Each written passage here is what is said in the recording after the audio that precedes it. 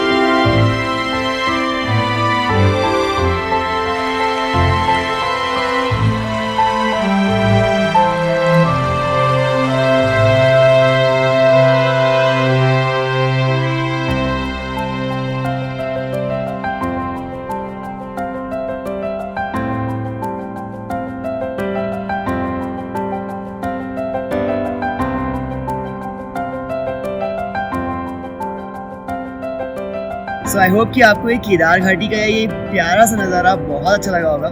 यहाँ अभी बर्फ़ भी गिरी हुई है, जिससे ठंडा बहुत ज़्यादा हो रहा है, और कुछ बर्फ़ पिघली है लेकिन कुछ जमी हुई है। हो सकता है कि अभी कुछ दिन के बाद ये पिघल जाए, उसके बाद जब आप लोग आओगे तो उसमें आपको नहीं मिलेगी। और अब बात करते हैं केदारनाथ यात्रा 2022 के बजट की। जब मैं लास्ट ईयर यहाँ आया था सितंबर 2021 में, तो उस समय हम 6 लोग थे और हमने वो रूम शेयर किया था।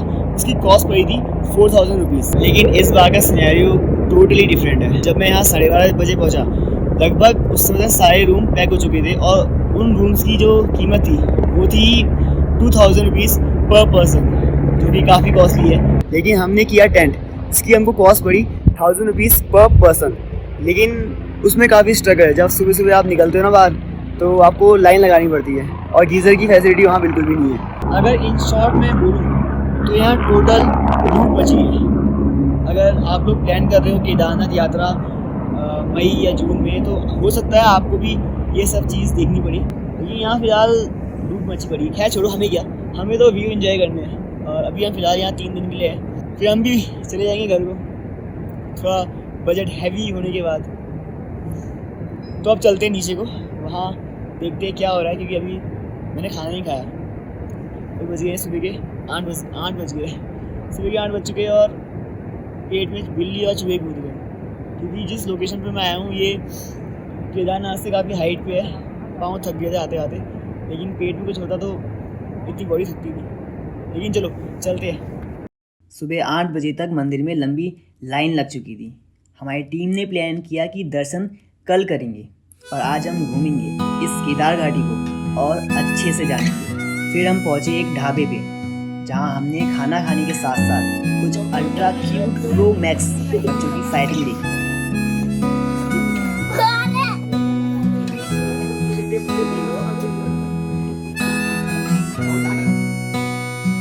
और अब हमारी टीम रेडी थी with full of energy. Let's go.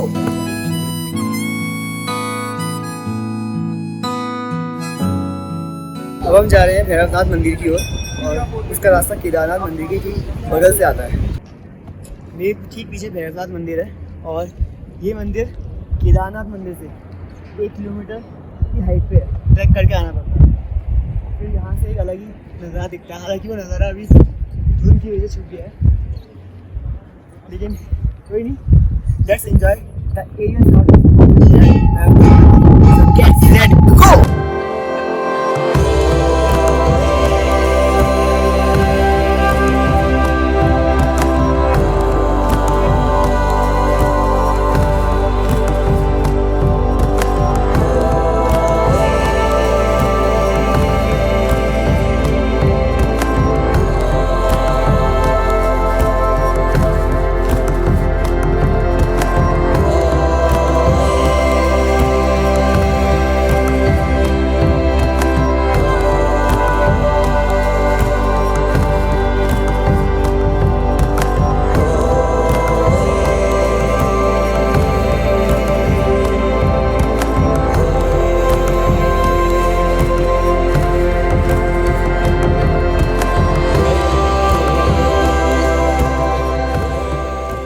अब हम जा रहे हैं आदि शंकराचार्य की समाधि की ओर। और ये भी कहा जाता है कि 4 धाम, क्योंकि आज हिंदूज के लिए काफ़ी इम्पोर्टेंट पिलग्रिमेज है, तो उन्होंने ही बनाया था। तो अब हम विटनेस करने जा रहे हैं आदि शंकराचार्य जी का कम से कम 12 फीट का है वो मोन्यूमेंट, और उसका वेट आई थिंक 50 टन है। आदि गुरु शंकराचार्य 8th सेंचुरी में पैदा हुए थे। जन्म के कुछ सालों बाद ही वो संस्कृत के बहुत बड़े विद्वान बने। कहा यह जाता है कि उन्होंने केदारनाथ में समाधि ले ली थी, और जो उनको मानते हैं उनका ये मानना है कि वो भगवान शिव के एक अवतार।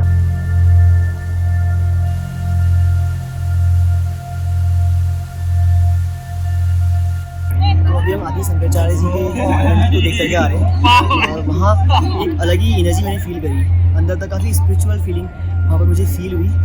और मैं यहाँ पर कुछ उनसे मांगा नहीं, ज़्यादा कुछ नहीं मांगा, बस हाथ जोड़े और उनसे कहा कि जितना ज्ञान आपके पास है दुनिया को वो सब ज्ञान मिले और कोई अच्छा इंसान बने। और उनसे थोड़ा आशीर्वाद लेने के लिए उनके जल को अपने सिर पे लगाया। फिर वहाँ से हम लोग आ गए। अब हम जा रहे हैं उस पत्थर को देखने के लिए जब 2013 में आपदा आई थी उत्तराखंड में। तो केदारनाथ मंदिर बचा था उस पत्थर पे। पूरे मंदिर को उस पत्थर ने एक सपोर्ट दे करके रोका था और पानी का प्रेशर पूरा 2 पार्ट में डिवाइड कर दिया था। जाको राके साइयाँ मार सकी ना कोई, ये कहावत परफेक्ट है केदारनाथ टेम्पल के लिए। कोई नहीं जानता कि उस समय ये पत्थर यहाँ कब आया, कैसे आया, लेकिन आज इस पत्थर को भी पूजा जाता है। इस पत्थर की भी पूजा होती है। लोग अपनी मन्नत मांगकर इसमें एक सिक्का चिपकाते हैं। कहा जाता है कि अगर आपका सिक्का चिपक गया तो आपकी मन्नत पूरी हो जाएगी। और इसी के साथ केदारनाथ में हमारा दूसरा दिन भी पूरा हुआ। अब डे 3 में हमको बाबा केदार के दर्शन करने थे। आज केदारनाथ में हमारा तीसरा दिन था और अभी तक हमने बाबा केदार के दर्शन नहीं करे थे। दर्शन करने के लिए हम रात भर नहीं सोए और अर्ली मॉर्निंग 12 बजे हम निकले बाबा केदार के दर्शन करने के लिए। गुड मॉर्निंग गाइस, अभी सुबह की बजे है 12 और 7 मई 2022 है। मंदिर में लाइन लगाने जा रहे हैं। बहुत लंबी लाइन है, इतने लोग हैं कि अगर हम लेट जाएंगे तो हमारा नंबर नहीं आएगा।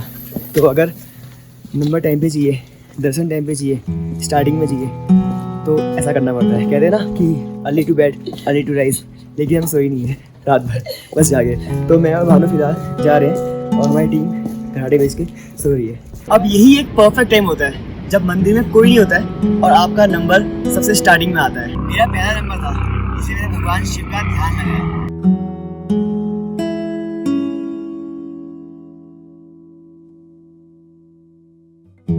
सुबह के 12 से 3 बज चुके थे। हम सब उस -डिग्री सेल्सियस में ठंड से कांप रहे थे, लेकिन उस ठंड में एक आवाज़ ऐसी गुजरी जिसने हमारी सारी ठंड भगा दी।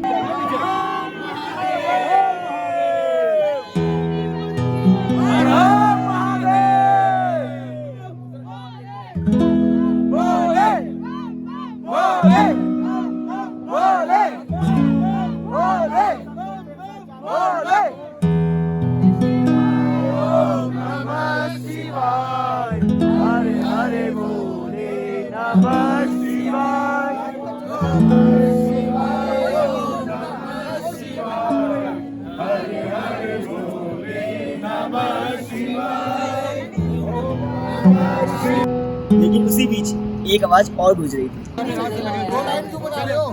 लाइन में चले जाओ। 12 पे रात से खड़े हुए हैं, पागल थोड़ी भाई लोग।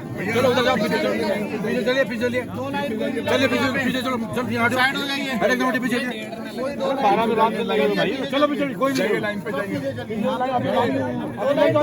आपका पार्ट के आगे खड़े हो ना, जब दर्शन करने चलो खड़े हो सब लोग। अभी नहीं, मंदिर के सामने नंदी जी के पास खड़े हो जाके। भैया चैन बनाओ, चेन बनाओ, चेन बनाओ, चेन बनाओ, चेन बनाओ। ये पीछे यहाँ से गेट पकड़ो। घुसपैठियों को रोकना है, चेन बनाओ, चेन बनाओ। और सुबह 4 बजे मंदिर में घंटी बजी, इसके साथ कपाट खुले और फिर हम सभी ने बाबा केदार के दर्शन करे।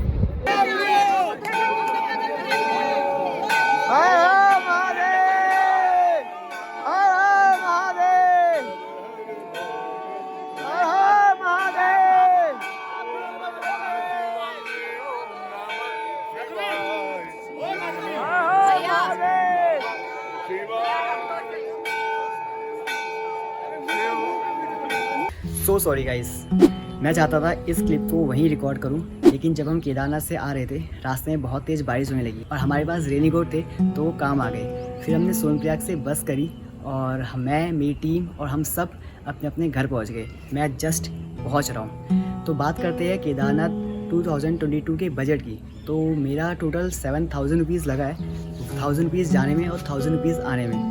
बाकी के 5000 रुपीज़ बीच में कहाँ चले गए, कब चले गए पता ही नहीं चला केदारनाथ और सोनप्रयाग पे। तो अगर मैं अपना एक्सपीरियंस बताऊँ केदारनाथ का, तो वहाँ बहुत अच्छा लगा, बहुत मज़ा आया।